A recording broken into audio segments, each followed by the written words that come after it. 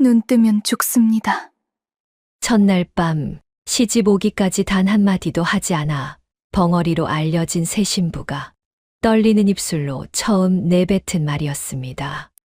그 말을 들은 신랑의 손에서 술잔이 떨어졌지요.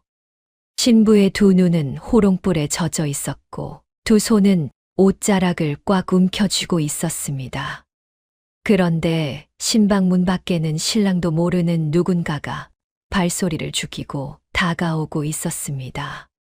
구독과 좋아요 한 번씩 눌러주시고 지금 어느 지역에서 듣고 계신지도 댓글로 남겨주세요. 댓글 남겨주신 모든 분들께 따뜻한 행복과 사랑이 가득하시길 바랍니다. 자, 그럼 오늘도 가슴 뭉클한 옛날 이야기 지금 바로 시작하겠습니다. 옛날 옛적 한양 인근 어느 양반 동네에 박씨 성을 가진 한 가문이 있었습니다. 대대로 글공부로 벼슬 길에 오른 집안이었지요. 박씨 가문의 소슬대문은 길에서 멀리 보일 만큼 높았고 안쪽으로는 사랑채와 안채가 자리 잡고 있었습니다. 세월 흘러 어느 봄날 늦둥이 서자 인호가 급제하고 본가로 돌아오는 길에 올랐지요. 옥색 도포의 검은 갓을 쓴 인호는 소슬대문 앞에서 한참을 머뭇거렸습니다. 기어이 다시 돌아왔구나. 작은 혼잣말이 흘렀지요. 손에 든 보따리는 단추했고 등에 맨 책 보따리 하나가 짐의 전부였습니다. 각 급제한 양반 자제라면 일에 가마와 시중꾼이 줄을 잇는 법이련만 인호는 한 사람의 시중꾼도 없이 혼자였지요. 인호가 박씨 가문의 적자가 아니라 서자였기 때문입니다. 서자란 정실 부인이 아닌 첩이 낳은 아들이지요. 적자와 서자 사이에는 하늘과 땅만큼의 차이가 있던 시절이었습니다. 인호는 소슬대문을 올려다보며 길게 한숨을 내쉬었습니다. 아버님께서 살아 계셨다면 말끝을 흐리고는 인호는 고개를 저었지요. 다 부질없는 생각이었습니다. 인호의 친부 박혁수는 이미 5해 전에 세상을 떠난 사람이었지요. 산길에서 말을 타다 떨어졌다는 것이 본가의 설명이었습니다. 인호가 20살이 되던 해의 일이었지요. 어머니는 그보다 일찍 인호가 5살 때 돌아가셨습니다. 어머니의 얼굴조차 또렷이 기억나지 않았지만 따뜻한 손길과 노랫소리만이 어렴풋이 남아있을 뿐이었지요. 어머니가 떠나신 뒤 인호는 별채에서 자랐습니다. 그곳은 인호에게 따뜻한 곳이 아니었지요. 큰마님과 적장자 형님 치호가 인호를 좋아하지 않으셨으니까요. 서자 주제에 어딜 감히. 어린 인호가 사랑채 마당에 들어서기만 해도 형님 치호의 그 한마디가 날아왔습니다. 인호는 그저 고개를 숙이고 다시 별채로 돌아갈 수밖에 없었지요. 그래도 친부 박혁수만은 인호를 아끼셨지요. 늦은 밤이면 별채로 몰래 찾아와 그를 가르치곤 하셨습니다. 그러나 아버지마저 떠난 지금 본가에서 인호의 자리는 더욱 좁아졌지요. 큰마님은 다정한 말 한마디 건네지 않으셨고 가주가 된 형님 치호는 곁눈질로만 인호를 보셨습니다.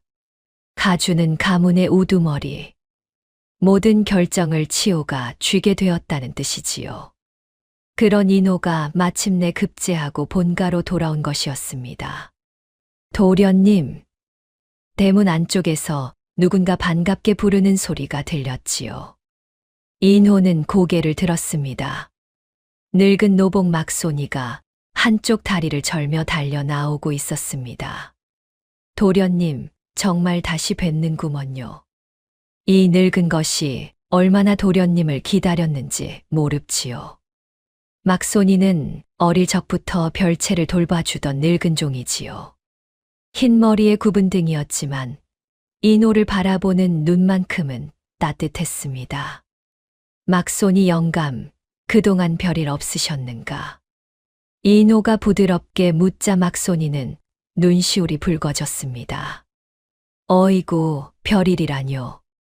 도련님께서 무사히 돌아오신 게 천만다행이지요. 오늘이 어떤 날인지 아십니까요? 혼례날이 아닌가. 맞습지요. 정혼하신 윤씨 댁따님과 오늘 합방하시는 날입지요. 큰마님께서도 사랑채에서 기다리고 계십니다. 인호는 고개를 끄덕였지요. 정혼 이야기를 처음 들은 것은 2달 전이었습니다. 친부 박혁수가 생전에 절친한 번 윤준석과 정해놓은 혼약이라 했지요. 윤준석. 인호가 어렴풋이 기억하는 이름이었습니다. 친부 박혁수와 어릴 적부터 한 스승 밑에서 글을 배웠다는 인연이 있다고 들었지요. 그런데 막손이 영감 한 가지 마음에 걸리는 게 있네. 무엇이옵니까요? 신부가 벙어리라 하셨는데 막손이는 잠시 머뭇거리다가 작은 목소리로 대답했습니다.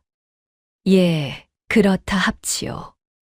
어릴 적에 큰 변고가 있어서 그날 이후로 단 한마디도 하지 않으신답니다. 세상에. 인호는 마음이 무거워졌습니다. 정혼 자체가 친부의 유언 같은 약속이라 따르기로 했지만 벙어리 신부를 맞이한다는 것은 인호도 처음 듣는 이야기였지요. 그래도 듣자 하니 글은 곧잘 쓰신답니다.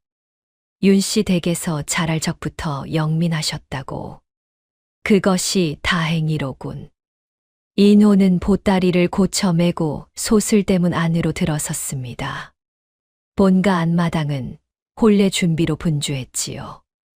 일꾼들이 차이를 치고 여종들은 음식을 나르느라 바빴습니다.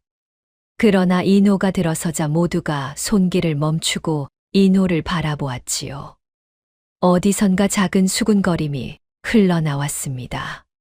저분이가 급제하셨다는 서자 도련님이래. 쉿, 큰마님 들으시면 큰일이지.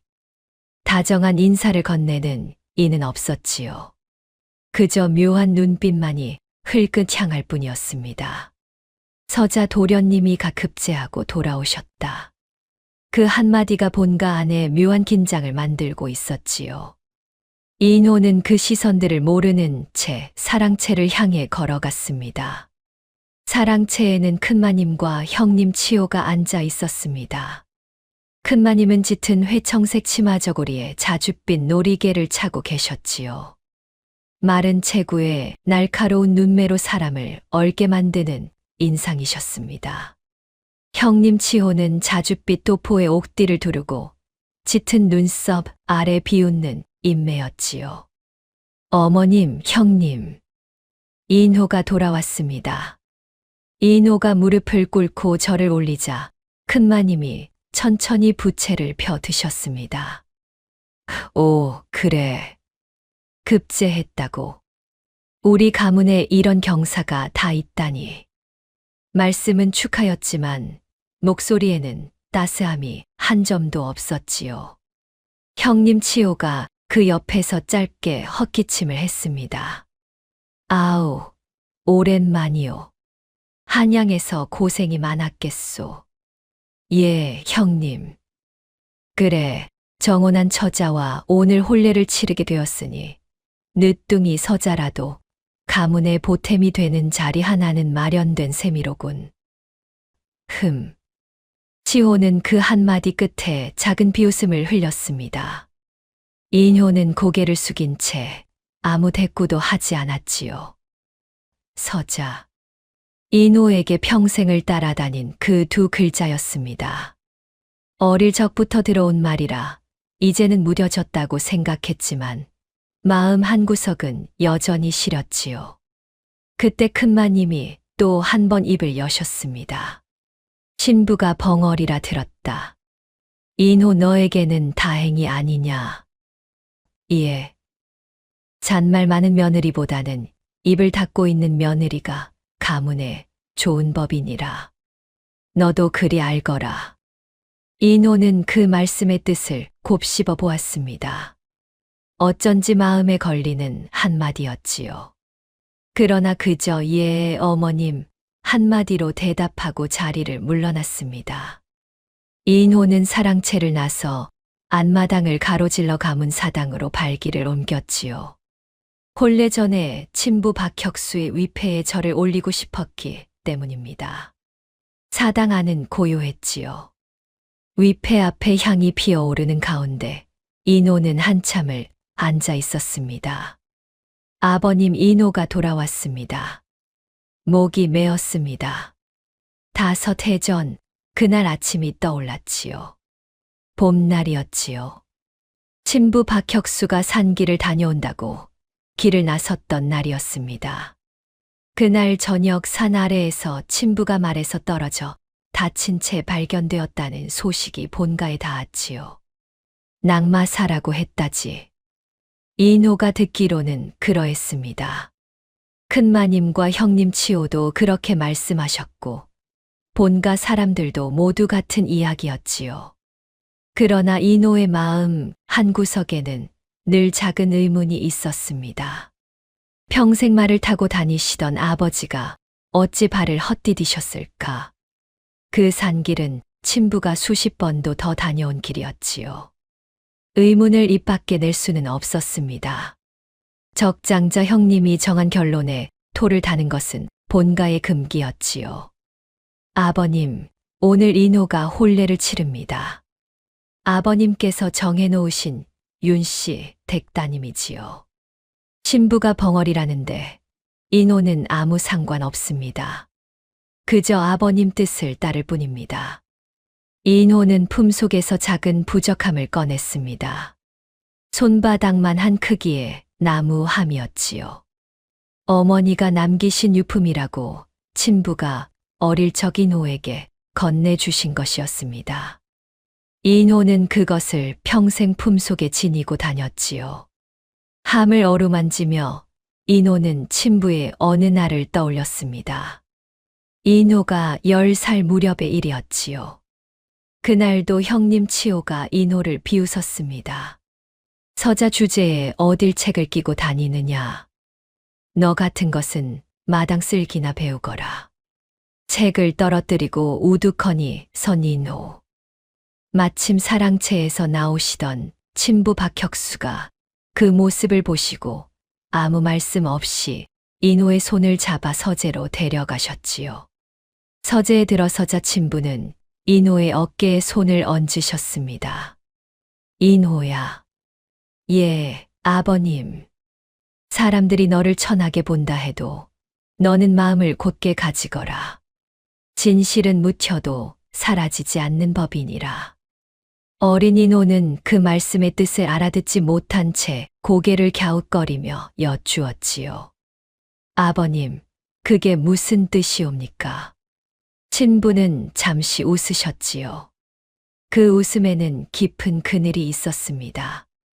지금은 몰라도 된다. 언젠가 내가 알게 될 날이 올 것이니라. 그러고는 작은 부적함을 꺼내 인호에게 건네셨지요.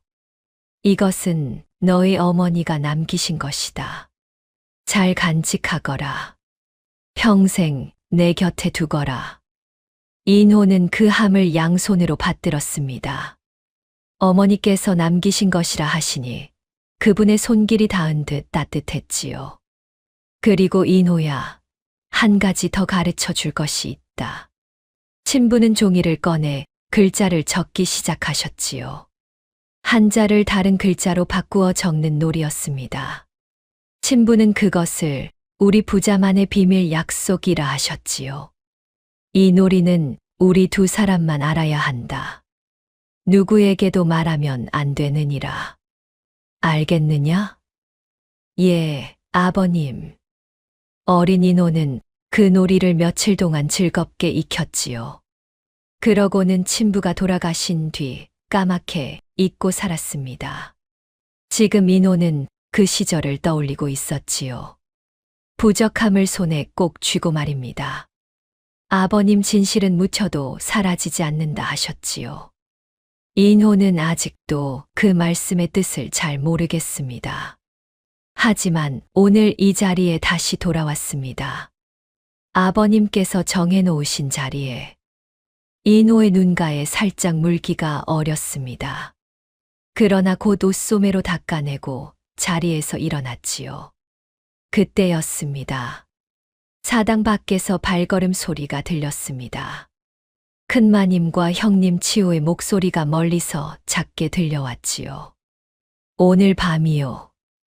아무도 모르게 처리해야 하오, 어머님. 어미는 다 알아서 할 터이니 너는 신랑 노릇만 잘 보거라. 인호는 잠시 귀를 기울였습니다. 그러나 곧 발걸음 소리가 멀어졌고 더 이상은 들리지 않았지요. 인호는 그 말이 혼례 준비에 관한 이야기겠거니 여기고 마음에 두지 않았습니다. 본가의 일꾼들이 분주히 오가는 앞마당을 가로질러 인호는 별채로 향했습니다. 별채 앞에서는 막손이가 신랑 차림을 들고 기다리고 있었지요. 도련님, 어서 갈아입으시지요. 가마가 곧 들어온답니다요. 알았네. 인호는 옥색 도포 위에 사모관대를 걸쳤습니다. 거울 속에는 어딘가 낯선 신랑이 서 있는 듯 했지요. 막손이 영감, 한 가지 묻고 싶은 게 있네. 무엇이옵니까요? 신부 가문 어른은 어떤 분이신가? 윤씨 댁 어른은 인심 좋기로 유명하시답니다. 도련님의 아버님과는 어릴 적부터 한 스승 밑에서 그를 익히신 인연이라 들었습지요. 그러신가? 인호는 온매무새를 가다듬었지요. 신부가 자신을 위해 정해놓으신 자리. 오늘 그 자리에 들어서는 것이었습니다. 해가 서쪽으로 기울고 소슬대문 너머로 붉은 노을이 번지고 있었지요. 그 노을 아래로 가마 하나가 들어오고 있었습니다. 가마 들어옵니다요. 안마당에 외침이 울려 퍼졌지요. 인호의 정혼녀가 마침내 도착한 것이었습니다. 신랑은 신부가 어떤 사람인지 모른 채 온매무새를 손보고 있었지요. 그러나 그 가마 안에서 신부의 두 눈은 이미 소슬대문을 향해 굳게 닫혀 있었습니다. 5해 전부터 단 한마디도 하지 않은 이유.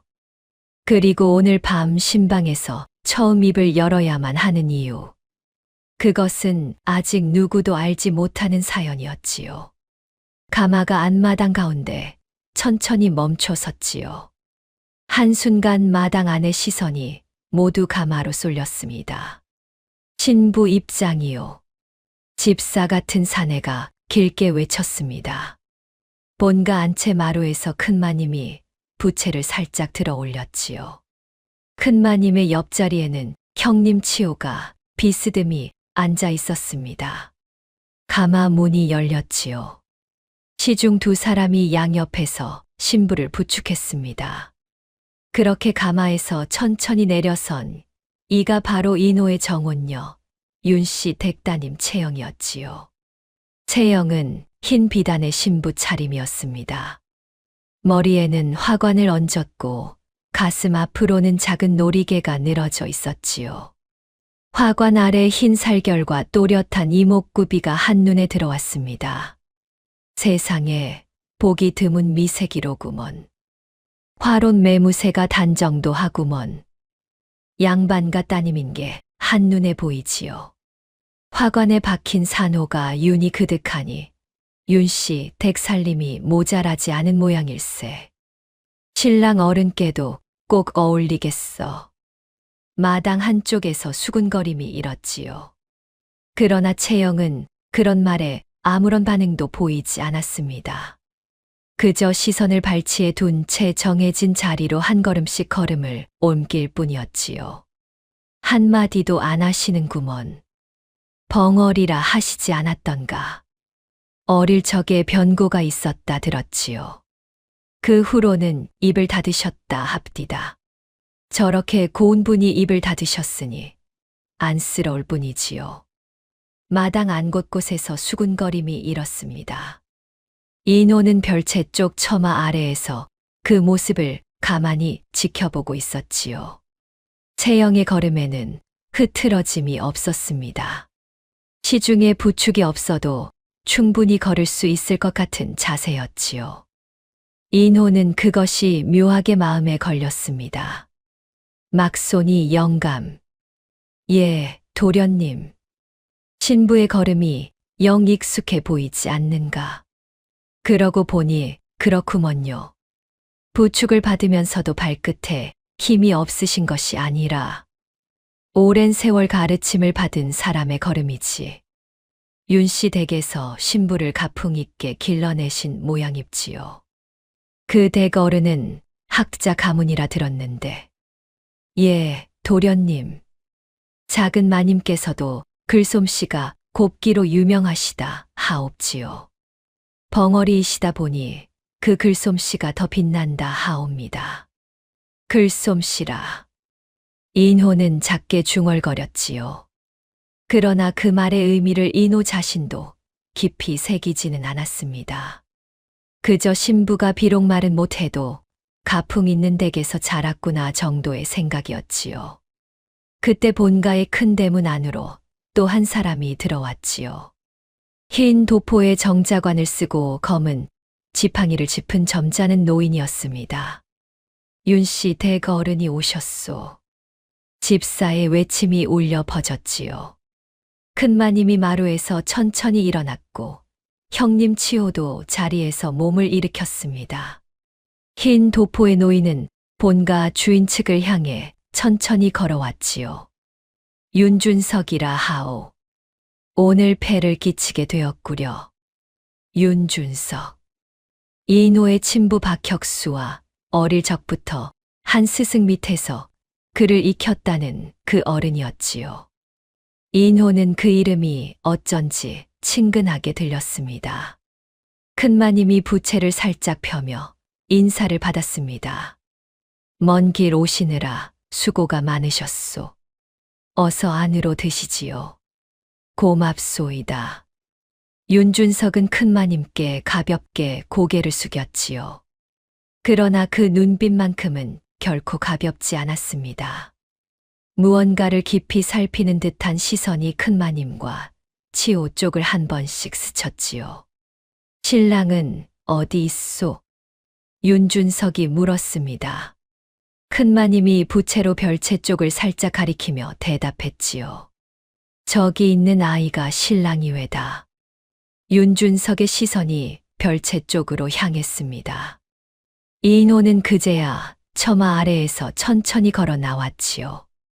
옥색 도포 위에 사모관대를 걸친 채였습니다. 인호라 하옵니다.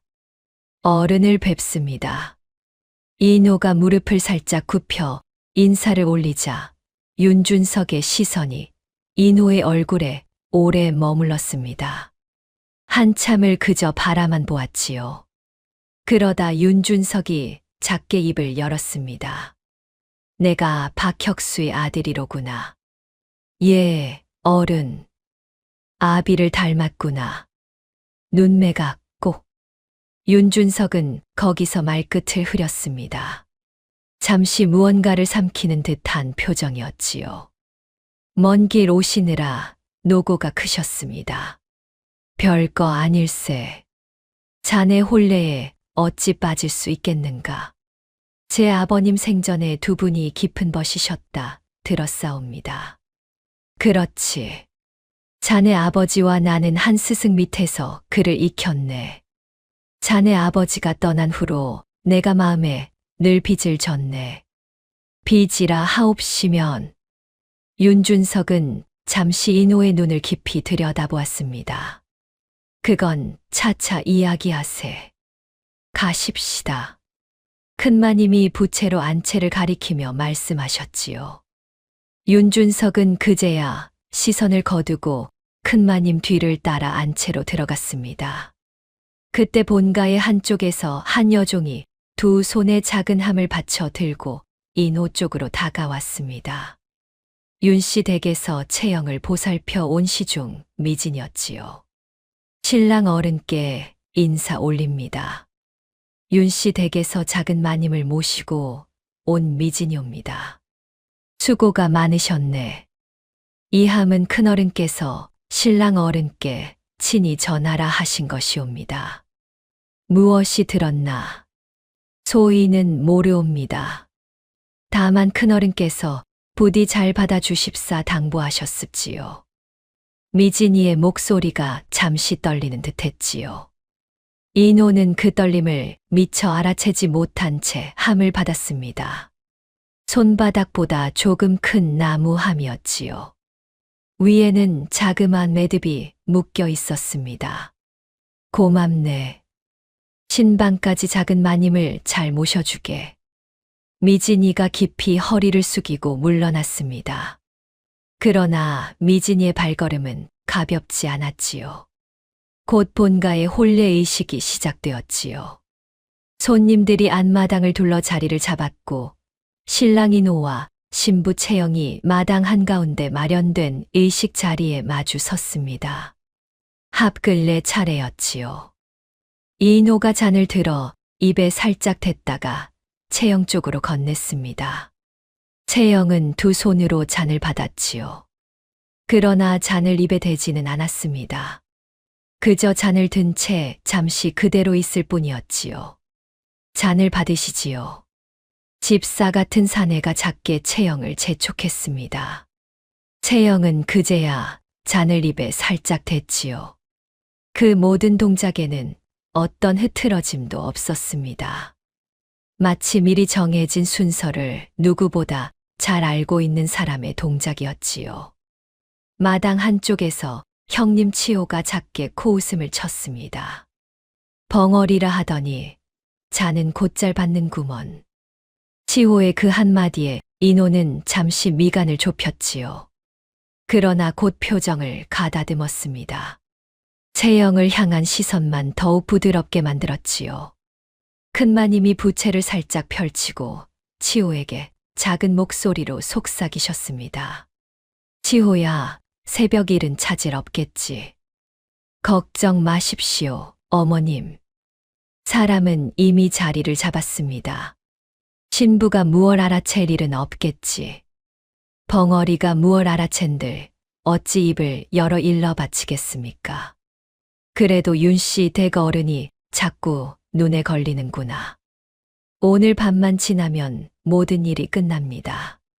그 후엔 어머님께서 걱정하실 일도 없어지겠지요. 큰마님은 부채를 천천히 접으셨지요. 두 모자의 짧은 속삭임은 곧 마당 안의 분주한 소리에 묻혀 누구의 귀에도 닿지 못했습니다. 의식이 끝나고 손님들이 천천히 흩어졌습니다. 큰마님은 안채로, 형님 치호는 사랑채로 들어가셨지요. 인호와 채영은 그 자리에 잠시 그대로 남아 있었습니다. 윤준석이 인호 앞으로 다가왔지요. 인호야. 예, 어른. 내 딸을 잘 부탁하네. 윤준석의 목소리는 낮았지만 그 안에는 어떤 무게가 실려 있었습니다.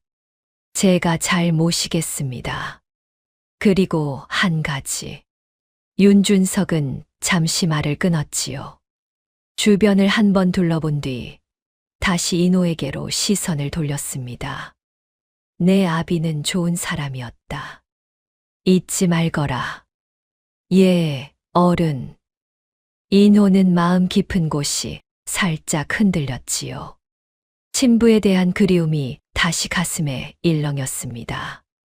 그러나 그것이 단순한 그리움이 아니라 어떤 경고일 수도 있다는 사실을 인호는 아직 알지 못했지요. 윤준석은 그 짧은 한마디를 남기고 안채로 들어갔습니다. 인호의 곁에는 채영만이 남았지요. 둘이 마당에 그대로 서 있는데 형님 치호가 사랑채 마루에 다시 모습을 드러냈습니다. 아우, 합방하러 가야 하지 않겠소? 치호의 목소리에는 어딘가 가벼운 비웃음이 섞여 있었지요. 인호는 형님 쪽을 돌아보며 짧게 대답했습니다. 예, 형님. 신부가 말이 없으니 오늘 밤은 조용하겠구먼. 치호는 그 한마디 끝에 사랑채 문을 닫고 들어갔지요.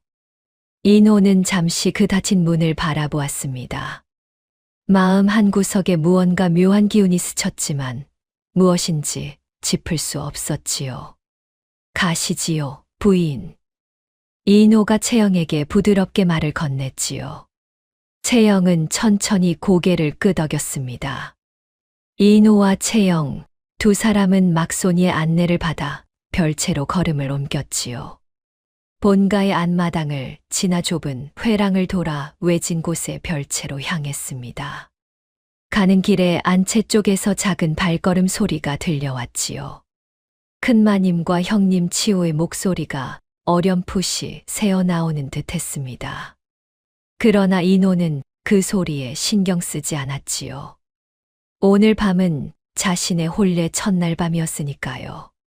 별채에 도착했지요. 막손이가 신방문을 살짝 열어주었습니다. 두 분 편히 쉬십시오. 부족한 게 있으시면 언제든 부르시지요.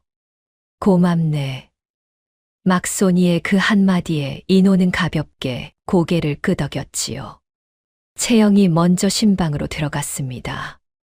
인호도 그 뒤를 따라 신방 안으로 들어섰지요. 신방 안에는 호롱불이 켜져 있었습니다.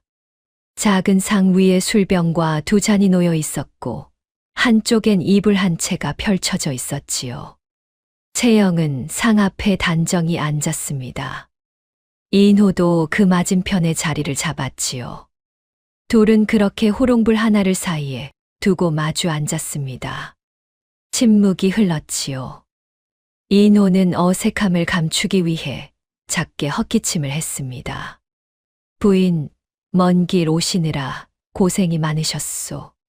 채영은 아무 대답이 없었지요. 그저 발치에 둔 두 손을 가만히 모으고 있을 뿐이었습니다.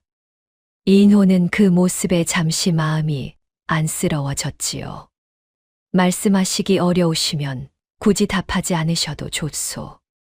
나는 다만 부인이 편하시기를 바랄 따름이요. 친정 어른께서는 평안하시오? 채영의 어깨가 살짝 움찔했지요. 그러나 입은 여전히 열리지 않았습니다. 부인이 글을 잘 쓰신다 들었소. 시간이 흐르면 우리도 서로의 마음을 알아갈 수 있겠지요. 본가는 외진 곳이 많아 부인께서 처음엔 낯설 줄 아오. 부족한 게 있으면 막손이 영감에게 일러두시오. 그가 알아서 잘 돌볼 것이오. 채영의 시선이 살짝 들렸습니다. 인호의 얼굴을 한번 바라보았지요. 그 짧은 순간 인호는 채영의 눈에서 무언가 다른 빛을 보았습니다. 단순히 수줍어하거나 두려워하는 빛이 아니었지요. 마치 무언가를 깊이 살피고 있는 사람의 눈빛이었습니다. 그러나 그것은 한순간이었지요. 채영은 곧 다시 시선을 발치로 떨어뜨렸습니다. 인호는 자신이 잘못 본 것이라 여겼지요. 오늘 가져오신 작은 함은 친정 어른께서 보내신 것이오? 채영이 천천히 고개를 끄덕였습니다. 고맙다 말씀 전해주시오. 후에 함께 열어볼까 하오. 인호는 술병을 들었습니다. 두 잔의 술을 따랐지요. 한 잔 드시지요. 채영은 자기 앞에 놓인 잔을 한참 동안 그저 바라만 보았습니다. 손은 옷자락 위에 그대로 모은 채였지요. 그때였습니다. 본가의 어느 먼 곳에서 작은 발걸음 소리가 한 번 들렸지요. 인호의 귀에는 잘 들리지 않을 정도로 희미한 소리였습니다. 그러나 채영의 어깨가 살짝 굳어지는 것을 인호는 보았지요. 부인, 어디 편찮으시오? 인호가 걱정스럽게 물었습니다. 채영은 천천히 고개를 가로저었지요. 그러고는 다시 자기 앞에 잔을 바라보았습니다. 호롱불의 심지가 작게 흔들렸지요. 신방 안에는 다시 깊은 침묵이 내렸습니다. 부인, 잔이 비어있구려. 첫날 밤의 인사이옵니다. 채영은 여전히 잔을 입에 대지 않았지요. 인호는 그 모습을 가만히 바라보았습니다.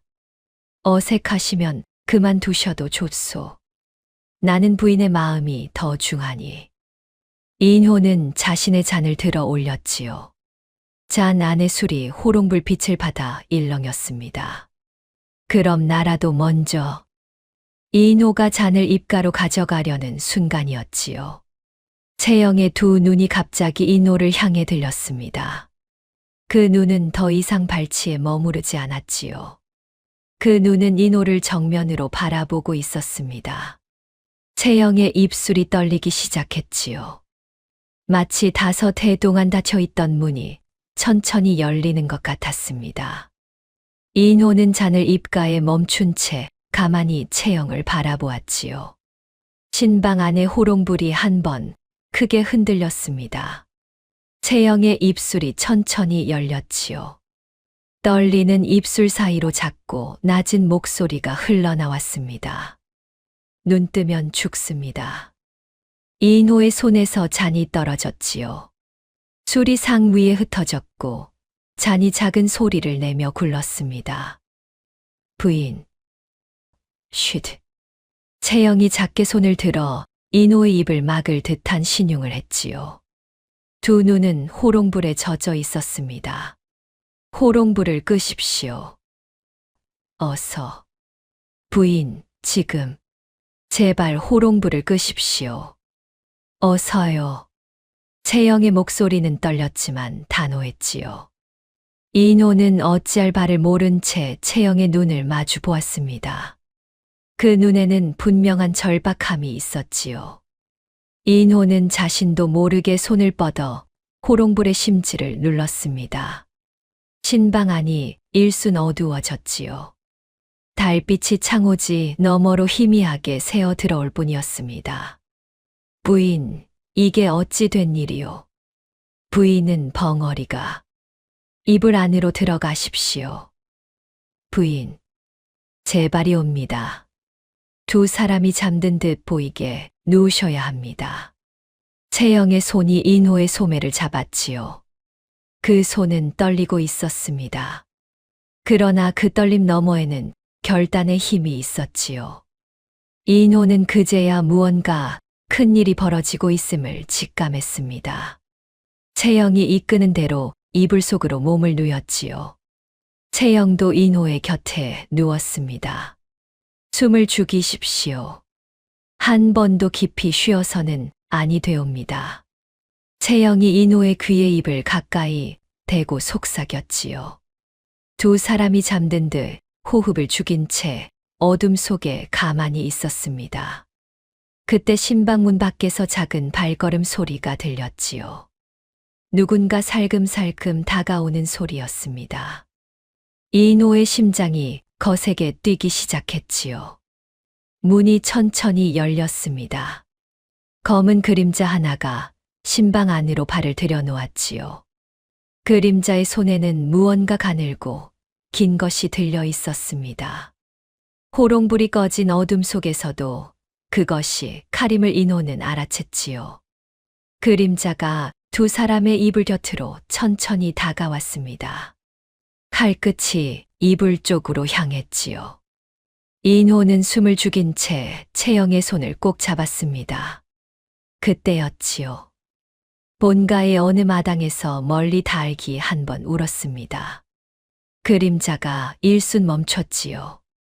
누가 깨어 있을지 모른다는 두려움이 그림자를 흔들었습니다. 그림자는 잠시 망설였지요. 칼을 거두었다 다시 들었습니다. 그러나 닭이 한 번 더 울었지요. 그리고 본가 어디선가 사람의 헛기침 소리가 들려왔습니다. 거기 누구냐? 본가 일꾼의 짤막한 외침이 멀리서 들렸지요. 잠을 깬 일꾼이 무언가 인기척을 알아챈 듯 했습니다. 그림자는 칼을 슬그머니 거두었지요. 그리고 발소리를 죽인 채 신방 문 밖으로 물러났습니다. 문이 다시 살짝 닫혔지요. 갓소. 인호가 작게 속삭였습니다. 조금만 더 기다리십시오. 발소리가 완전히 사라진 후에 일어나셔야 하옵니다. 한참 동안 인호와 채영은 그대로 누워 있었지요. 채영이 먼저 일어났습니다.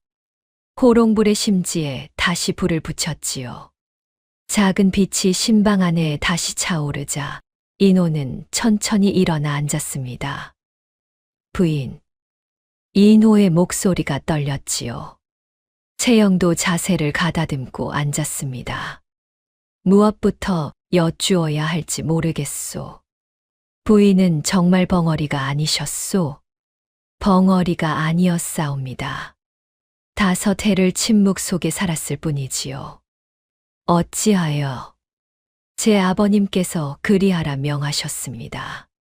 인호는 잠시 말을 잃었지요. 채영이 천천히 입을 열었습니다. 제 아버님 윤준석께서는 서방님의 친부 박혁수 어른의 깊은 벗이셨지요. 그것은 들어 알고 있소. 5해 전 박혁수 어른께서 돌아가시기 전 제 아버님께 한 통의 서찰을 보내오셨습니다. 그 서찰 안에는 본가에서 일어나고 있는 일에 대한 염려가 적혀 있었지요.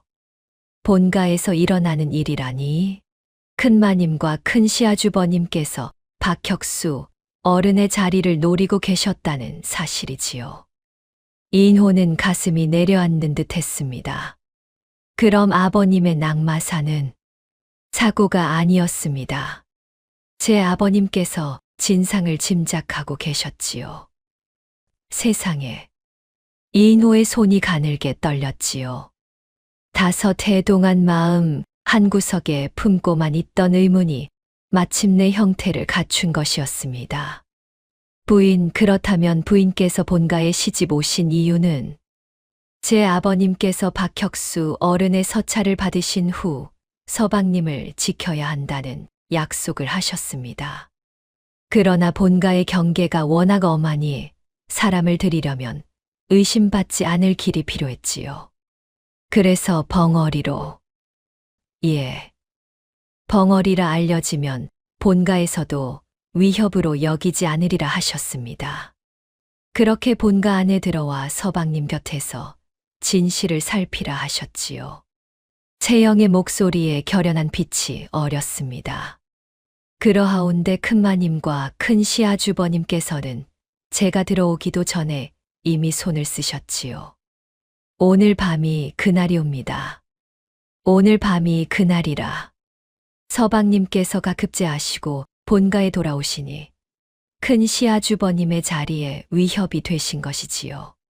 그래서 혼례날 밤을 노리신 것이옵니다. 인호는 한참을 말없이 앉아 있었지요.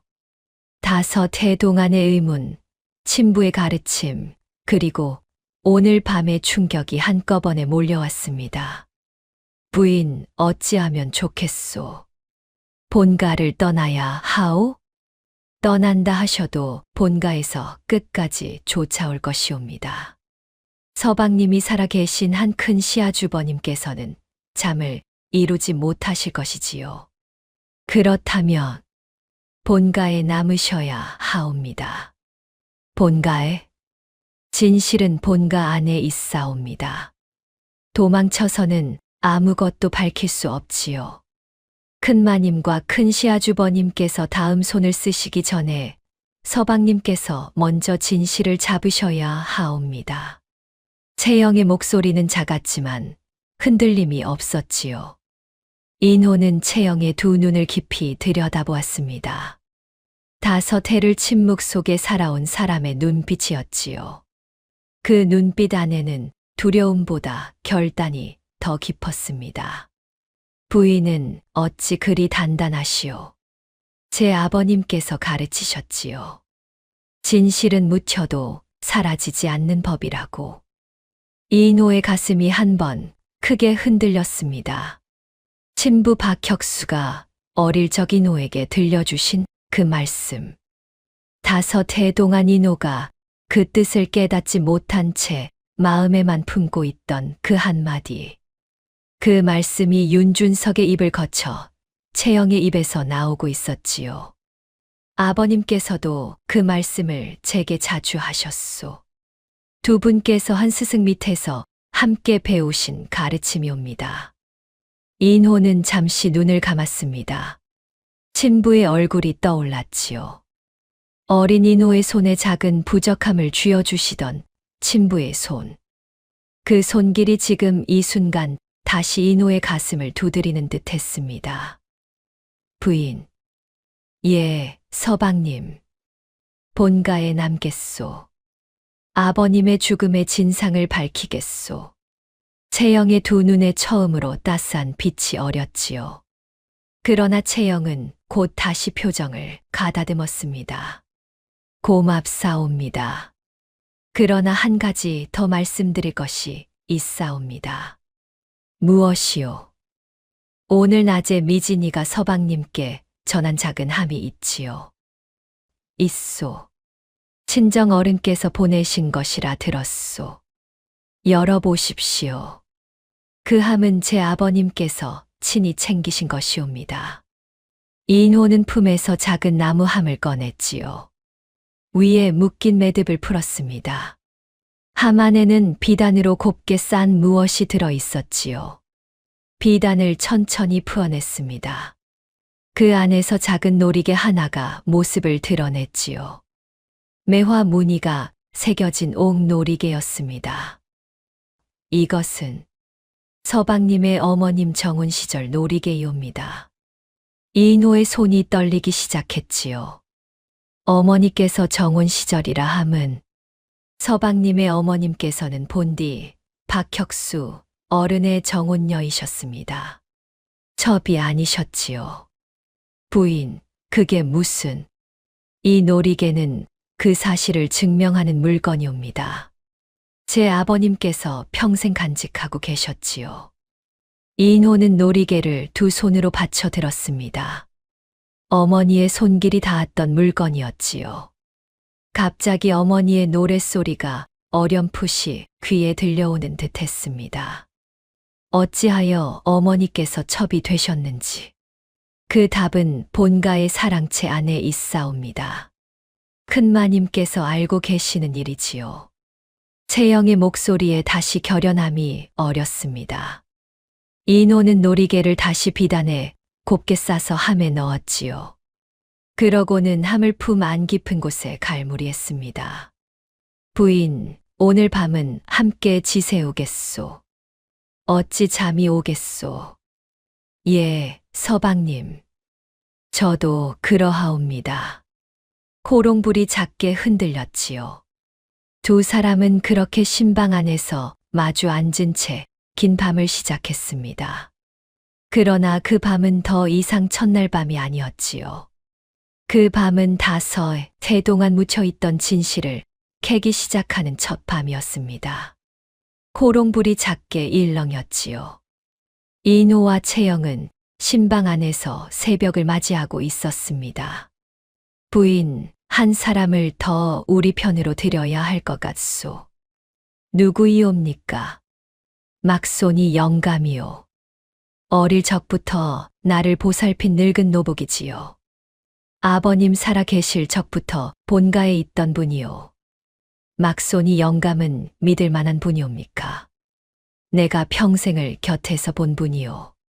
그분이 아버님 돌아가신 후 누구보다 마음에 의문을 품고 있었을 게요. 그러시면 의지하셔도 좋겠지요. 채영이 작게 고개를 끄덕였습니다. 그때 신방문 밖에서 작은 발걸음 소리가 들렸지요. 막손이의 익숙한 걸음걸이였습니다. 도련님, 새벽이옵니다. 깨어 계시옵니까? 막손이 영감, 들어오시게. 문이 천천히 열렸지요. 막손이가 머뭇거리며 안으로 들어왔습니다. 두 분 모두 밤새 잠을 못 이루신 모양이 없지요. 늙은 것이 영 마음에 걸렸어. 막손이 영감, 자네에게 할 이야기가 있네. 가까이 앉으시게. 막손이가 가만히 자리에 앉았지요. 그 얼굴엔 깊은 주름이 잡혀 있었습니다. 7일은 어젯밤 신방에 누군가 들었네. 예. 칼을 든 자였네. 부인께서 미리 알아채시고 나를 살리셨네. 막소니의 두 눈이 크게 떠졌지요. 그러나 곧 깊은 한숨을 내쉬었습니다. 역시 그러했군요. 무어라. 실은 어젯밤 늙은 것이 도무지 잠이 오지 않아 마당을 거닐고 있었습지요. 누군가 별채 쪽으로 살금살금 향하는 모습이 보이기에 짐짓 헛기침을 했습지요. 막손이 영감. 늙은 것의 헛기침이 도련님을 살린 셈이라면 그저 다행이옵지요. 이노의 가슴이 뜨거워졌습니다. 채영도 막손이에게 깊이 고개를 숙였지요. 막손이 영감, 어른의 그 한 번이 우리 두 사람의 목숨을 구한 것이옵니다. 별 말씀을요, 작은 마님. 막손이의 눈에 물기가 어렸지요. 이노가 채영을 향해 손짓했습니다. 부인 친정에서 가져오신 그 함을 잠시 보여주시오. 채영이 품속에서 작은 나무 함을 꺼냈지요. 매듭을 풀고 비단을 펼치니 매화 무늬가 새겨진 옥놀이개가 호롱불빛에 드러났습니다. 막손이 영감, 이것이 무엇인지 아시겠는가? 막손이가 놀이개를 한참 들여다보았지요. 그러더니 깊이 숨을 들이마셨습니다. 이것은 도련님의 어머님께서 정혼 시절 차고 계셨던 놀이개이옵지요. 늙은 것이 똑똑히 기억합니다요. 어머님이 정혼녀이셨다는 게 정말 사실이었구먼. 예, 도련님. 본디 어른의 정실로 정해져 계셨습지요. 그러나 큰마님 가문의 압력으로 정실에서 첩으로 강등되셨습지요. 예질이라 본가 사람들도 입을 다물고 있을 뿐 다 아는 일이옵니다. 어찌하여 그런 일이? 큰마님 가문이 본디 권세 있는 댁이옵지요. 어른의 가문보다 위에 있었지요. 그쪽에서 정실 자리를 차지하셨고 도련님의 어머님은 첩이 되시어 별채에 사시게 되었습지요. 어른께서는 평생 그 일을 하느로 품으셨습지요. 아버님께서 돌아가시기 전 어른께서는 도련님의 어머님 신분을 회복시키려 하셨습니다. 첩이 아니라 본디 정혼녀였다는 사실을 다시 세우려 하셨지요. 도련님을 적자로 세우시려는 뜻이셨습지요. 이노의 가슴이 한 번 크게 흔들렸지요. 5해 동안 자신을 따라다닌 서자라는 두 글자. 그것이 본디 어머니의 자리가 빼앗긴 결과였다는 사실이었습니다. 그래서 큰마님과 형님께서는 어른께서 그 일을 추진하시면 큰 시아주버님의 적장자 자리가 흔들리지요. 그래서 이를 막으셨습지요. 늙은 것은 그저 입을 다물고 살아왔습지요. 그러나 도련님께서가 급제하시고 본가에 돌아오시니 또 같은 일이 시작된 것이옵지요. 신방 안에 무거운 침묵이 흘렀지요. 채영이 천천히 입을 열었습니다. 서방님, 친부 어른께서 남기신 것이 더 있을지 모릅지요. 그러하오. 한 가지 떠오르는 것이 있소. 이노가 품에서 작은 부적함을 꺼냈지요. 평생을 품에 지니고 살아온 함이었습니다. 아버님께서 어릴 적 이 함을 제게 주시며 가르치신 것이 있었소. 한자를 다른 글자로 바꿔 적는 놀이였지요. 부자만의 비밀 약속이라 하셨소. 아모이옵니까? 그렇소. 어릴 적엔 그저 놀이로만 알고 까맣게 잊고 살았는데 어른께서 무언가 숨겨두셨을지도 모르겠습지요. 막손이가 작게 거들었습니다. 이노는 부적함을 호롱불 아래에 가까이 댔지요. 함 바닥 안쪽을 자세히 살펴보니 작은 새김 같은 것이 눈에 들어왔습니다. 이것은 무엇이옵니까? 글자 모양이요. 아주 작게 새겨져 있소. 채영과 막손이가 함을 들여다보았지요. 호롱불의 작은 빛에 한자 몇 자가 비쳐 보였습니다. 그러나 그것은 평범한 글자가 아니었지요. 이것이 그 놀이의 글자이옵니까? 맞소. 아버님께서 무언가를 남기셨소. 그러나 지금 당장 풀 수는 없소. 시간을 두고 해독해야 할 것이오. 서방님, 친부 어른의 옛 자취가 남아 있을 만한 곳이 또 있겠지요. 채영의 물음에 인호의 눈이 빛났습니다. 아버님의 옛 서재가 있소. 사랑채 옆에 작은 별실이 있는데 아버님 살아 계실 때 글 공부를 하시던 곳이지요. 돌아가신 후에는 큰마님께서 봉인하시어 아무도 들이지 못하게 하셨소. 오늘 새벽에 다녀오심이 어떻겠습니까? 본가 사람들이 일어나기 전에 막손이가 고개를 끄덕였지요. 늙은 것이 길을 안내해 드립지요. 옛 열쇠를 늙은 것이 갖고 있습지요. 어찌 영감이 어른께서 돌아가시기 직전 늙은 것에게 슬며시 맡기셨습지요. 언젠가 도련님께서 찾으실 날이 올 것이라 하시면서 인호의 두 눈에 물기가 어렸습니다. 친부 박혁수가 죽기 전 막손이에게 그 옛 서재의 열쇠를 미리 맡겨 놓으셨다는 사실. 그것은 친부가 자신의 죽음을 미리 짐작하셨다는 뜻이었지요. 가십시다, 영감. 어서.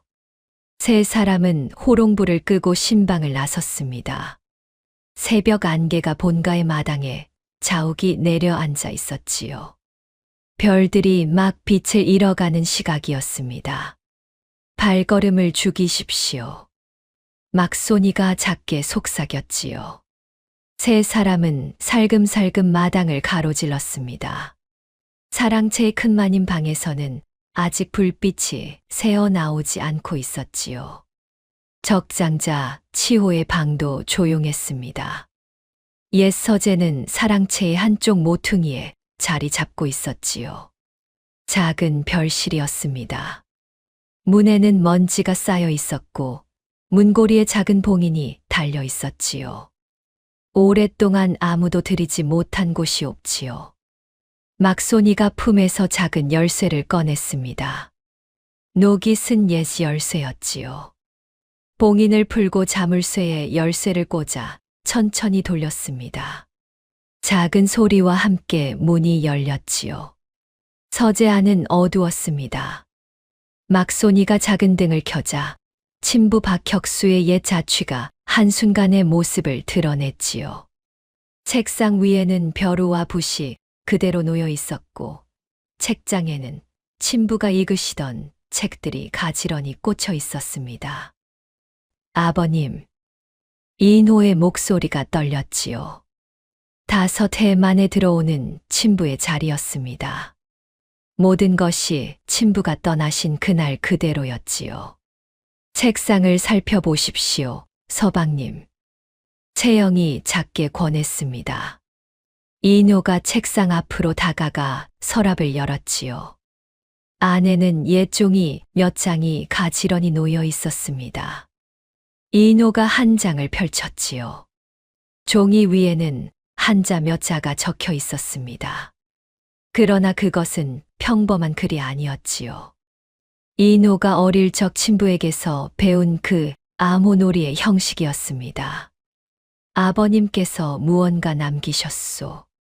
무엇이옵니까? 이 글자들 어릴 적 그 놀이의 형식이요.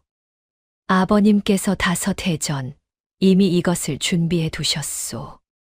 인호의 손이 가늘게 떨렸지요. 그러나 떨림 너머에는 분명한 결연함이 있었습니다. 친부가 죽기 전에 남긴 흔적. 자신만이 풀 수 있는 글. 그 글이 마침내 자신의 손에 닿은 것이었지요. 품에 갈무리하십시오, 서방님. 본가 사람들이 일어나기 전에 돌아가야 하옵니다. 채영의 속삭임에 인호는 종이를 곱게 접어 품에 넣었습니다. 막손이가 다시 등을 꺼뜨렸지요. 세 사람은 서재의 문을 다시 봉인하고 살금살금 신방으로 돌아왔습니다.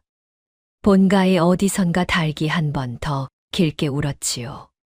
새벽이 본격적으로 밝아오고 있는 시간이었습니다. 이노의 품 안에서는 친부가 5해 전에 남긴 한 장의 종이가 가만히 잠들어 있었지요. 세 사람은 호롱불 아래에 둘러앉았지요.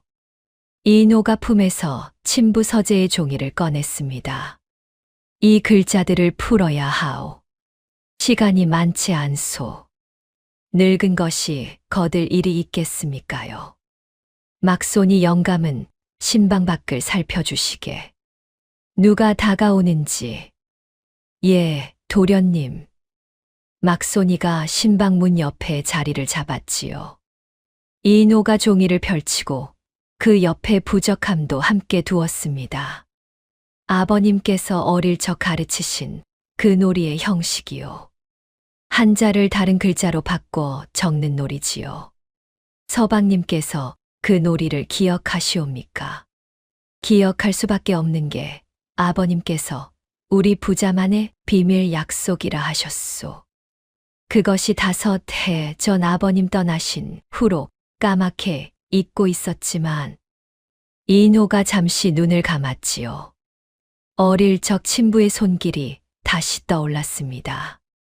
그 가르침이 단순한 놀이가 아니라 친부가 자신의 죽음을 미리 짐작하고 아들에게 남기신 마지막 약속이었다는 사실이 가슴을 두드렸지요. 부인, 글을 잘 쓰신다 들었소. 함께 풀어주시오. 예, 서방님. 채영이 이노의 곁으로 가까이 앉았습니다. 두 사람의 머리가 종이 위에 모였지요. 이 글자는 본디 다른 글자로 바꿔야 하오. 한 획씩 어긋나게 적혀 있소. 이 글자는 무어라 푸시옵니까? 이것은 큰이라 푸오. 이쪽은 마님이고. 그러면 이 다음은 채영의 손가락이 종이 위를 천천히 짚어 나갔지요. 이노의 손이 그 옆에서 글자를 하나씩 바꿔 적었습니다. 호롱불빛이 두 사람의 머리 위에 작게 일렁였지요. 한참이 흘렀습니다. 이노가 마침내 종이를 들어 올렸지요. 그 얼굴은 핏기가 가신 채 굳어 있었습니다. 풀었소. 무어라 적혀 있사옵니까? 이노가 작게 글자를 읽었습니다. 큰마님과 적장자가 그날 산길에 함정을 놓았다. 나는 그 일을 미리 알았으나 막을 길이 없었다. 윤준석에게 모든 사실을 알린다. 인호야, 진실은 묻혀도 사라지지 않는다. 채영의 두 손이 입을 막았지요. 막손이도 신방문 옆에서 깊이 한숨을 내쉬었습니다. 아버님께서 자신의 죽음을 미리 알고 계셨소. 그 한을 품고 가셨으니 늙은 것이 면목이 없습지요. 막손이 영감이 무슨 죄가 있겠는가. 그저 우리가 너무 늦었을 뿐이요. 이효는 종이를 가만히 접어 부적함 안에 넣었지요. 채영이 다른 종이도 꺼내 들었습니다. 서방님, 서재에서 가져오신 다른 종이가 더 있사옵니다. 아, 그것을 잊고 있었소. 막손이가 신방문 옆에서 짧게 고개를 들었지요. 늙은 것이 한 가지 말씀드릴 일이 있습지요. 무엇이요? 실은 새벽에 옛 서재에서 도련님 모르게 한 장을 더 챙겼습지요. 어른께서 윤씨 대큰어른께 보내신 편지에 사본이 없지요. 어른께서 살아 계실 적에 사본을 늙은 것에게 슬며시 맡기셨습니다. 막손이가 품에서 작게 접힌 종이를 꺼냈습니다. 누렇게 빛바랜 종이었지요. 이노가 두 손으로 받았습니다. 열어보시지요. 이노가 종이를 천천히 펼쳤습니다. 친부 박혁수의 글씨가 거기에 그대로 남아 있었지요. 평생 그리워하던 아버지의 글씨였습니다. 준석에게. 이노의 목소리가 떨렸지요. 한자 한자 읽어 내려갔습니다. 준석에게. 내가 떠나기 전 자네에게 부탁이 있네. 이인호의 어미는 본디 나의 정혼녀였으나 권세 있는 가문의 압력으로 첩이 되었네. 나는 평생 그 한을 가슴에 품고 살았네. 이제 인호가 자라 적자로 세워줄 때가 왔다고 여겼으나 큰마님과 적장자가 이를 막으려 하네. 채영이 작게 숨을 들이마셨습니다. 내 몸에 무슨 일이 생기거든 자네가 인호를 부탁하네. 내 딸 채영이를 인호와 맺어주시게. 채영이가 본가에 들어가 인호 곁을 지켜주시게. 진실을 밝힐 날이 언젠가는 올 것이네. 진실은 묻혀도 사라지지 않는 법이니. 인호의 두 눈에 마침내 눈물이 흘렀지요. 5해 동안 모든 것이 미리 마련되어 있었던 것이었습니다. 채영이 본가에 들어온 것도 벙어리로 위장한 일도 모두 친부 박혁수의 미리 남기신 부탁이었지요. 아버님, 서방님, 마음을 추스르셔야 하옵니다. 아직 할 일이 있사옵지요. 채영이 인호의 손을 잡았습니다. 그 손길에 인호는 눈물을 옷소매로 닦아냈지요. 막손이 영감, 본가 옛사람들 중에 어머님 시절을 기억하는 이가 있소. 한 사람 있습지요. 어른의 친모 시중을 들었던 늙은 여종이 없지요. 지금은 본가 뒤편 외진방에 홀로 살고 있습니다. 오늘 안에 데려와 주시게. 어머님의 정혼 시절을 직접 증언할 사람이 필요하오. 예, 도련님. 막손이가 일어나 신방을 나섰지요. 인호와 채영은 호롱불 아래에 마주 앉은 채 서로를 바라보았습니다. 부인 5해 동안 침묵을 지키셨던 일이 얼마나 고되셨겠소. 제 아버님께서 부탁하신 일이옵니다. 이제 서방님께서 그 부탁의 뜻을 알아주시니 그것으로 조카옵지요. 고맙소, 부인. 채영이 작게 고개를 숙였지요. 그러나 그 얼굴엔 처음으로 옅은 미소가 어렸습니다. 한참이 지나 막손이가 늙은 여종 하나를 데리고 돌아왔습니다. 흰 머리를 곱게 빗어 올린 작은 체구에 높아였지요. 두 눈에는 깊은 주름이 잡혀 있었습니다. 도련님께 인사 올리옵니다. 늙은 것이 도련님 어머님을 평생 시중 들던 옥분이라 하옵니다. 옥분 할멈, 어려운 걸음 해 주셔서 고맙소. 어머님 정혼 시절을 기억하시는가? 어찌 잊겠습니까요? 두 분께서 봄날 꽃놀이를 다니시던 모습을 늙은 것이 직접 보았습지요.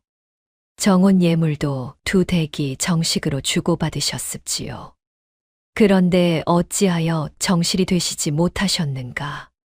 큰마님 가문에서 본가에 압력을 넣으셨습지요. 그 댁이 본디 더 권세 있는 가문이라 어른의 부친께서 끝내 굽히셨습지요. 어른께서는 평생을 한으로 품으셨지요. 옥분 할멈, 그 말씀을 후일 가문 어른들 앞에서도 똑같이 해 주실 수 있겠소. 옥분은 잠시 망설였지요. 그러나 곧 굳게 고개를 끄덕였습니다. 늙은 것의 마지막 은혜를 갚을 일이 없지요. 어른의 한을 풀어드릴 수만 있다면 어디서든 똑같이 증언하겠습니다. 이인호의 가슴이 뜨거워졌습니다. 친부의 비밀 편지, 부적함의 암호, 그리고 옥분의 증언. 진실의 조각들이 마침내 한자리에 모이고 있었지요. 이제 모든 것이 분명해졌소. 아버님의 죽음, 어머니의 사연, 큰마님과 형님의 음모. 서방님, 조심하셔야 하옵니다. 진실을 잡으셨다 하여 아직 끝난 것이 아니지요. 부인의 말씀이 옳소. 그러나 이만큼 모았으니 이젠 두렵지 않소. 그때 막손이가 신방문 밖에서 급히 손짓을 했지요. 도련님, 큰마님과 큰 시아주버님께서 일어나신 듯하옵니다. 사랑채에 불이 켜졌습지요. 옥분이 급히 자리에서 일어났습니다. 늙은 것이 먼저 물러가 있겠습지요. 다음에 부르시면 곧 달려오겠습니다. 옥분이 살금살금 신방을 나섰습니다. 이노와 채영, 막손이만이 신방 안에 남았지요. 그 사이 본가의 사랑채에서는 큰마님과 적장자, 치호가 무언가 깊이 의논하고 있었습니다. 부채로 입을 가린 채 작은 목소리로 주고받는 대화였지요. 어젯밤 일이 잘 안 됐다 들었다. 본가 일꾼 하나가 헛기침을 한 모양입니다. 신랑이 잠을 깬 듯합지요. 그 일꾼이 누구이냐? 막손이 그 늙은 종이옵니다. 큰마님의 부채가 살짝 멈췄지요. 깊은 침묵이 흘렀습니다. 막손이 그 늙은 것이 어른 시절부터 본가에 있었지. 예, 어머님. 그 늙은 것의 입을 닫아야겠구나. 새벽에 옛 서재에도 누군가 다녀간 흔적이 있다 하더라. 막손이의 지시옵니까? 그 늙은 것이 봉인된 곳에 열쇠를 갖고 있을 게다. 어른께서 그 늙은 것을 유난히 아끼셨으니 큰마님의 두 눈에 서늘한 빛이 어렸지요. 부채를 천천히 접으셨습니다. 치호야, 오늘 밤이 가기 전에 그 늙은 것을 처리해야겠다. 예, 어머님. 곧 일러두겠습니다. 신방 안의 인호는 친부가 남기신 진실을 마침내 손에 쥐었다고 여기고 있었지요. 그러나 같은 시각 사랑채 안에서는 다음 손이 이미 준비되고 있었습니다. 그 손이 누구를 노리는지를 인호는 아직 알지 못했지요. 아침이 본가에 밝아왔지요. 인호와 채영은 신방 안에서 막손이의 발걸음만을 기다리고 있었습니다. 부인, 막손이 영감이 너무 오래 자리를 비우는구려. 본가 동향을 살피러 가셨으니 곧 돌아오시겠지요. 그러나 한시진이 지나도 막손이는 돌아오지 않았지요. 이노의 가슴 한구석이 자꾸만 어수선해졌습니다. 같은 시각 본가의 사랑채에서는 막손이가 큰마님 앞에 무릎을 꿇고 있었지요. 큰마님은 부채를 천천히 펴 들고 막손이를 내려다 보셨습니다. 막손이 영감, 옛 서재의 봉인이 풀렸다는데 무슨 말씀이옵니까요, 큰마님? 숨기지 말거라. 자네가 그 옛 열쇠를 갖고 있다는 것을 다 안다. 어른께서 자네에게 맡기셨다는 것도. 막손이의 등이 한 번 굳어졌지요. 그러나 곧 입을 다물었습니다. 막손이 영감, 누구의 분부로 그곳에 들어갔느냐? 늙은 것 혼자 갔습니다요. 거짓말이다. 큰마님의 부채가 짧고 매서운 소리를 냈지요. 막손이의 흰 머리가 살짝 흔들렸습니다. 치호야, 이 늙은 것을 사랑채 옆방에 가둬두어라. 예, 어머님. 큰마님이 다시 부채를 천천히 폈지요. 그 두 눈에는 작은 미소가 어렸습니다. 그러나 그 미소는 결코 따뜻한 것이 아니었지요. 막손이 영감, 자네가 입을 다물면 그 일은 자네 혼자의 일이 되겠지. 그러나 자네가 입을 열면 인호도 자네와 함께 무너지게 된다. 큰마님, 잘 생각해 보거라. 치호가 일꾼 둘에게 손짓을 했지요. 늙은 막손이가 사랑채 옆 어두운 광 안으로 끌려갔습니다. 광문이 안에서 닫히는 둔탁한 소리가 본가 마당에 울렸지요. 큰마님이 부채로 입을 가리고 치호에게 작은 목소리로 속삭이셨습니다. 치호야, 가문 어른들을 부르거라. 오늘 안으로 본가 회의를 열어야겠다. 무엇을 의제로 하시려 하옵니까? 가문 기물 도난 사건이라 하면 어찌하겠느냐? 기물 도난, 무엇이 도난당했단 말씀이옵니까? 큰마님이 작게 웃으셨지요. 부채로 자신의 안쪽 무릎을 가볍게 두드리셨습니다. 가문 비녀 하나에 옛 도장 한 점. 늙은 어른께서 평생 간직하시던 물건들이지. 그것들이 사라졌다고 하면 가문 어른들이 모두 놀라 본가에 모이실 게다. 그리고 그 물건이 누구의 별채에서 나오게 되겠느냐. 시호의 입가에 짙은 비웃음이 번졌습니다.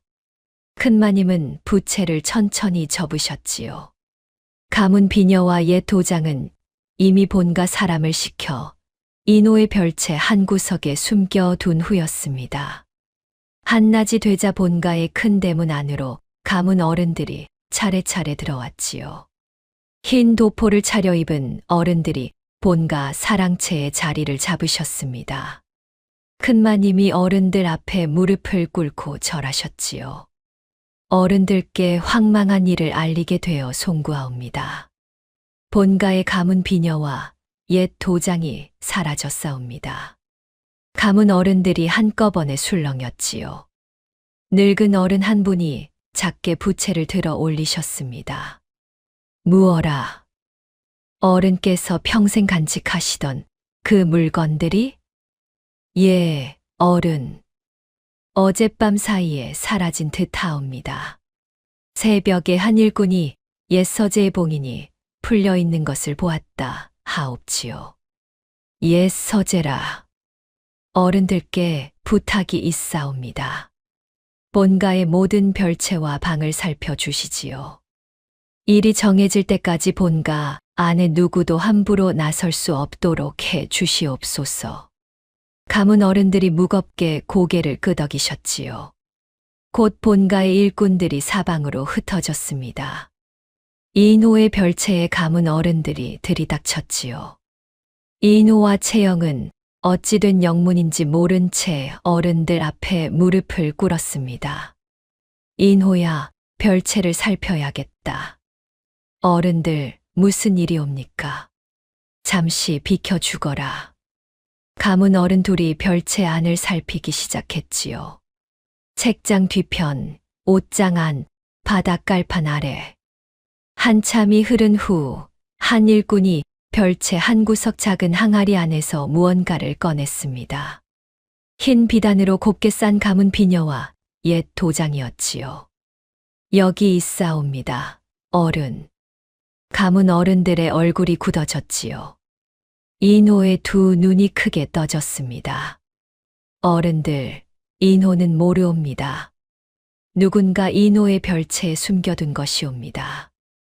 인호야, 이것이 어찌 내 방에서 나오느냐. 인호는 모르옵니다. 부디 살펴 주시옵소서. 가문 어른들이 서로를 마주 보았지요. 한 어른이 무겁게 입을 여셨습니다. 인호의 말을 들어봐야 하지 않겠는가. 그러나 물건이 분명히 이 별채에서 나왔지요. 누군가 숨겨두었다 한들 그것을 어찌 증명하겠는가. 큰마님이 가문 어른들 앞에 다시 절을 하셨지요. 어른들, 인호는가 급제하고 본가에 돌아왔습니다. 가문의 큰 자리를 노리고 있다는 소문이 있었지요. 늙은이로서 마음이 무겁사옵니다. 큰마님께서 인호를 의심하신다는 말씀이옵니까? 제가 어찌 감히 의심하겠습니까? 그저 어른들께서 살펴주시기를 청할 뿐이옵지요. 가문 어른들이 길게 의논했지요. 인호는 자기 자리에서 가문 어른들의 결정을 기다릴 수밖에 없었습니다. 채영의 손이 인호의 옷자락을 살며시 잡았지요. 서방님, 마음 단단히 잡으시지요. 부인. 가문 어른 중 가장 늙은 분이 무겁게 입을 여셨습니다. 인호의 변명은 들었으나 가문 기물이 별채에서 나온 것 또한 사실이지요. 일이 분명해질 때까지 인호는 본가 광에 머물도록 하시오. 며느리는 안채 깊은 곳에 따로 두시고. 어른들, 인호야, 너의 말을 모르는 바 아니다. 그러나 가문의 일이 우선이다. 진실이 밝혀질 때까지 참거라. 인호는 더 이상 말을 할 수 없었지요. 가문 일꾼들이 이노의 양옆을 잡았습니다. 그러기 전 큰마님이 부채로 이노의 품을 가리키셨지요. 이노의 품에 든 물건들도 함께 거두어 주시지요. 가문 기물 외에 다른 무엇이 있을지 모르옵니다. 큰마님, 이것은 내놓거라. 이노야. 이노는 어쩔 수 없이 품에서 부적함과 친부의 비밀편지 사본, 그리고 어머니의 놀이개가 든 작은 함을 꺼냈지요. 그것들이 모두 큰마님의 손에 넘어갔습니다. 큰마님의 입가에 작은 미소가 어렸지요. 이 늙은이가 잘 보관해 두겠습니다. 이노야. 이노는 가슴이 무너져 내리는 듯 했습니다. 5해 동안 평생을 품에 지니고 살아온 부적함. 친부가 죽기 전에 남기신 비밀편지. 어머니의 정혼 시절 놀이개. 그 모든 것이 한꺼번에 빼앗기는 순간이었지요. 채영도 가문 일꾼들에 의해 안채 깊은 곳으로 끌려갔습니다. 가는 길에 채영이 한 번 이노를 돌아보았지요. 그 두 눈에는 작은 물기가 어려 있었습니다. 그러나 채영은 끝내 한마디도 입에 내지 않았지요. 이노도 사랑채 옆 어두운 광 안으로 끌려갔습니다. 광문이 무겁게 닫혔지요. 이노는 어둠 속에 홀로 남았습니다. 막손이 영감. 이노가 작게 부르자 어두운 광 한 구석에서 작은 신음이 새어 나왔습니다. 이노가 더듬어 가니 막손이가 차가운 흙바닥에 누워 있었지요. 막손이 영감, 괜찮으신가? 도련님이옵니까? 막손이의 목소리는 작고 떨리고 있었지요. 이노가 손을 더듬으니 막손이의 머리에 따뜻한 무엇이 묻어 있었습니다. 피였지요. 막손이 영감, 늙은 것이 입을 다물지 않으니 엿대에 맞았습지요. 큰마님께서 직접 명하셨습니다요. 세상에, 도련님, 늙은 것은 괜찮습지요. 도련님께서 무사하셔야 합지요. 막손이 영감, 정신을 잃지 마시게. 이노는 막손이의 머리를 자기 무릎 위에 가만히 받쳤지요. 광 안은 작은 창 하나로 들어오는 빛이 전부였습니다. 그 희미한 빛 아래에서 막손이의 흰 머리가 피로 물들어 있는 모습이 어렴풋이 보였지요. 도련님 한 가지만 들어주십시오. 말씀하시게. 늙은 것이 옛 열쇠를 한 벌 더 갖고 있습지요. 광 한 구석 흙 속에 묻어두었습지요. 도련님께서 후일 쓰실 일이 있을 게옵니다. 막손이의 목소리가 점점 작아졌지요. 이노의 눈에서 마침내 눈물이 흘렀습니다. 막손이 영감, 정신을 차리시게.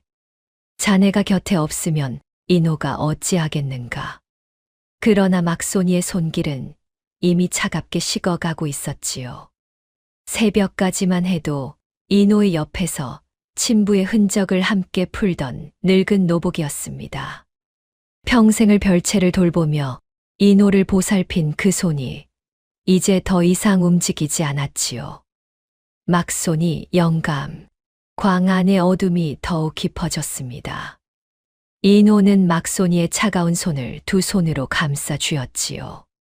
친부 박혁수가 떠나신 그날의 슬픔이 다시 가슴에 차올랐습니다. 아버님 이노가 너무 늦었습니다. 아버님께서 남기신 모든 것이 빼앗기고 함께 진실을 찾던 영감마저 떠나셨습니다. 광 한 구석에서 작은 바람이 새어 들어왔지요. 그 바람이 이노의 눈물을 가만히 스쳐 지나갔습니다. 5해 동안 마음에 품어온 진실은 이제 큰마님의 손안에 있었지요. 채영은 안채 깊은 곳에 갇혀 있었습니다. 막손이는 떠났지요. 그리고 이노 자신은 어두운 광 안에 홀로 남아 있었습니다. 진실은 묻혀도 사라지지 않는다 하셨건만 이노가 잡았던 그 마지막 빛은 다시 묻혀가고 있었지요. 막손이의 차가운 손이 이노의 무릎 위에 그대로 놓여 있었습니다. 어둠 속의 시간만이 더디게 흐르고 있었지요. 아버님 이노가 너무 늦었습니다. 이노의 목소리가 작게 떨렸지요. 광의 한 구석 작은 창으로 새어드는 빛 한 줄기만이 이노를 비추고 있었습니다. 5해를 마음에 품어온 의문, 어머니의 빼앗긴 신분, 친부의 비밀 편지, 부적함의 암호. 그 모든 것이 한꺼번에 큰마님의 손으로 넘어갔지요. 채영은 안채 깊은 곳에 갇혔고 늙은 막손이는 끝내 떠났습니다. 인호는 작게 흐느꼈지요. 그러나 흐느낌 한가운데에서 한 가지 소리가 인호의 귀를 두드렸습니다. 어릴 적 친부 박혁수의 목소리였지요. 인호야, 진실은 묻혀도 사라지지 않는 법이니라. 인호의 두 눈이 천천히 떠졌습니다. 친부가 어릴 적 인호의 어깨에 손을 얹으시며 들려주신 그 한마디. 5해 동안 인호가 그 뜻을 헤아리지 못한 채 마음에만 품고 있던 그 가르침. 그 말씀이 지금 이 어두운 광 안에서 가장 또렷이 들렸지요. 아버님께서 제게 그 말씀을 평생 새겨주셨건만 인호가 이제야 그 뜻을 알겠습니다. 인호는 막손이의 손을 가만히 자기 무릎에서 내려놓았습니다. 차가운 흙바닥 위에 가지런히 두 손을 모아드렸지요. 막손이 영감, 자네의 마지막 말씀을 잊지 않았네. 광 한 구석 흙속이라 하셨지요. 막손이가 떠나기 직전 인호에게 남기신 마지막 한마디. 옛 열쇠 한 벌이 거기 묻혀 있다 하셨습니다. 인호는 손으로 광의 한 구석을 더듬기 시작했지요. 흙을 한 줌씩 캐쳐 보았습니다.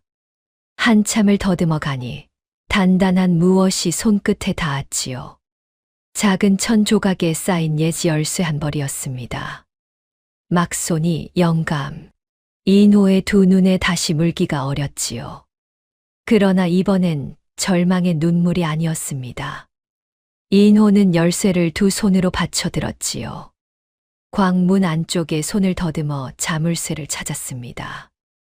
막손이가 미리 마련해 둔 그 열쇠가 자물쇠 속에 부드럽게 들어맞았지요. 작은 소리와 함께 광문이 안에서 천천히 열렸습니다. 새벽이 본가에 막 밝아오고 있었지요. 안마당에는 아직 짙은 안개가 깔려 있었습니다. 인호는 막손이의 시신에 깊이 절하고는 광을 나섰지요. 발걸음을 죽인 채 안채로 향했습니다. 안채의 깊은 방 앞 작은 그림자 하나가 인호를 기다리고 있었지요. 미진이었습니다. 신랑 어른. 미진이 작은 마님을 풀어드렸습지요. 안채 뒷문으로 모셔다 두었습니다. 고맙네, 미진이. 그동안의 일을 모르고 있었네. 제 큰어른께서 새벽에 다시 본가에 도착하셨습지요. 늙은 것이 미리 본가에 들어와 작은 마님을 살피라 명하셨습니다. 인호는 미진의 손을 꼭 잡았습니다. 5해를 채영의 곁에서 침묵으로 도운 작은 여종의 손이었지요. 안채 뒷문에서 채영이 인호를 기다리고 있었습니다. 두 사람의 시선이 마주치는 순간 채영의 두 눈에 따뜻한 빛이 어렸지요. 부인 무사하시오? 예, 서방님. 미진이가 와 주었지요. 그때 본가의 큰 대문 쪽에서 거센 외침이 들려왔습니다. 본가 사람들이 한꺼번에 잠을 깬 듯한 소리였지요. 본가의 어른들을 깨우시오. 윤준석이 다시 왔소이다. 인호와 채영은 서로를 바라보았지요. 채영의 두 눈에 한 줄기 눈물이 흘렀습니다. 아버님께서 오셨사옵니다. 윤준석의 목소리가 본가 마당에 울려 퍼졌습니다. 손에는 작은 함 하나가 들려 있었지요. 본가의 일꾼들이 어쩔 줄 모르고 있을 때 가문 어른들이 사랑채에 다시 모이기 시작했습니다. 큰마님과 적장자 치호도 사랑채로 끌려 나왔지요. 큰마님의 얼굴이 새벽빛 아래에서 처음으로 굳어 있었습니다. 어른들, 죄송하옵니다. 한 가지 더 말씀드릴 일이 있어 새벽에 다시 왔소이다. 윤준석이 가문 어른들 앞에 무릎을 꿇었지요. 그 옆으로 인호와 채영이 함께 자리를 잡았습니다. 무슨 일이오, 사돈? 제가 가져온 것을 어른들께 먼저 보여드리고자 합니다. 윤준석이 작은 함을 펼쳤지요. 그 안에는 다서 태전 박혁수가 윤준석에게 보낸 비밀 편지의 원본과 어머니 정혼 시절에 두 댁이 주고받은 정식 예물 기록이 들어 있었습니다. 이것은 박혁수 어른께서 돌아가시기 직전 제게 친히 보내신 서찰의 원본이옵지요. 어른들 한자 한자 살펴봐 주시옵소서. 가문 어른들이 서찰을 돌려보았습니다. 박혁수의 친필이 분명한 글씨였지요. 그 안에는 인호의 어머니가 본디 정혼녀였다는 사실, 큰마님 가문의 압력으로 첩으로 강등된 사연, 그리고 자신의 죽음을 예감하는 비통한 마지막 부탁이 적혀 있었습니다. 큰마님의 얼굴이 한 번 더 굳어졌지요. 부채를 펼치려는 손이 작게 떨렸습니다. 이것은 어찌 만들어낸 것이오? 어른의 친필이라 어찌 증명하시겠소? 큰마님께서 어른의 친필을 잘 아실 터이니 한번 보아주시지요. 어머님 한마디 변명을 하셔야 하지 않겠습니까? 지호야, 입을 다물거라. 큰마님의 손이 부채를 펼치다 멈췄습니다. 그때 본가 사랑채 한쪽에서 또 한 사람이 천천히 일어났지요. 다섯 해를 큰 시아주버님 곁에서 청지기로 모셔온 최집사였습니다. 어른들, 늙은 것이 한 가지 말씀드릴 일이 있사옵니다. 치호의 얼굴이 굳어졌지요. 큰마님이 부채로 최집사를 가리키며 매서운 목소리를 내셨습니다. 최집사, 자네가 어찌 이 자리에? 늙은 것이 다섯 해를 곁에서 모셨으니 이제 양심을 따르려 하옵니다. 최집사가 가문 어른들을 향해 깊이 절했지요. 다섯 해 전 큰마님께서 산길에 함정을 놓으라 직접 명하신 것을 늙은 것이 곁에서 들었습지요. 박혁수 어른의 낙마사가 사고가 아니었음을 늙은 것이 압니다요. 가문 어른들이 한꺼번에 술렁였습니다. 그뿐 아니옵니다. 어젯밤 막손이 영감을 광해서 처치하라 명하신 분도 큰마님이옵니다. 인호 도련님의 별채에 가문 기물을 미리 숨겨 둔 자가 늙은 것이 없지요. 큰 시아주버님의 분부를 따른 일이었습니다. 큰마님이 부채를 떨어뜨리셨지요. 치호의 얼굴이 새파랗게 질렸습니다. 최집사, 자네가 이것은 모함이옵니다. 늙은 청지기가 정신이 흐려진 게 분명하지요. 큰마님이 다시 부채를 들어 올리려 하셨지만 손이 떨려 들지 못하셨지요. 늙은 것이 더 이상 거짓을 쌓을 수 없사옵니다. 가문 어른들께서 합당히 처분하여 주시지요. 가문 어른들이 무겁게 의논하기 시작했습니다. 인호가 부적함을 들어 가문 어른들 앞에 펼쳤지요. 어른들, 한 가지 더 봐 주시옵소서. 아버님께서 다섯 해 전 이 함의 안쪽에 친히 새겨두신 글이옵니다. 가문 어른들이 부적함의 안쪽 글자를 들여다보았습니다. 인호가 풀어 적은 종이를 함께 펼쳤지요. 큰마님과 적장자가 그날 산길에 함정을 놓았다. 진실은 묻혀도 사라지지 않는다. 인호야, 내 한을 풀어 다오. 가문 어른들의 손이 떨렸지요. 친부 박혁수가 죽기 전 직접 새기신 마지막 한마디였습니다. 옥분도 사랑채 한쪽에 들어왔지요. 어머니의 정혼 시절을 직접 본 늙은 여종의 증언이 가문 어른들의 귀에 닿았습니다. 가문 어른 중 가장 늙은 분이 무거운 목소리로 입을 여셨지요. 이 일은 더 이상 덮을 수 없는 일이외다. 또 한 어른이 무겁게 입을 여셨습니다. 박혁수 어른의 한이 이만큼 깊었거늘 어찌 한 가문이 모르고 있었단 말이오. 가문의 이름이 어찌 이리 더럽혀졌단 말인가. 큰마님께서는 별체에 유폐하시오. 치호는 본가의 가주직을 박탈하고 가문에서 멀리 떼어두시오. 큰마님이 한마디 변명도 입에 내지 못한 채 자리에 무너지셨지요. 치호도 그저 고개를 깊이 떨구었습니다. 그리고 인호야. 예, 어른. 내 어머님의 신분을 회복하노라. 너는 박혁수 어른의 적자이니라. 본가의 가주직은 내가 잇거라. 인호는 가만히 무릎을 꿇었습니다. 한참을 그대로 있다가 천천히 입을 열었지요. 어른들, 그 자리는 인호가 받을 자리가 아닙니다. 무어라. 인호는 가주가 되고자 진실을 캐온 것이 아니옵지요. 아버님의 한을 풀고자 했을 뿐이옵니다. 본가의 자리는 어른들께서 합당히 정하여 주시옵소서. 인호는 부인과 함께 작은 새 살림을 꾸리려 하옵니다. 가문 어른들이 서로를 바라보았지요. 한참이 흘러 가장 늙은 어른이 무겁게 고개를 끄덕이셨습니다. 내 뜻이 그러하다면 따르마. 그러나 어머님의 신분은 반드시 회복하여 사당에 모시도록 하거라. 고맙사옵니다, 어른들. 며칠이 흘러 본가의 일이 모두 정리되었지요. 큰마님은 별체에 유폐되었고 치호는 멀리 떠났습니다. 인호의 어머님은 정실로 사당에 모셔졌지요. 인호는 채영과 함께 본가의 소슬대문 앞에 다시 섰습니다. 한 달 전 가급제하고 혼자 머뭇거리며 들어섰던 그 소슬대문 앞이었지요.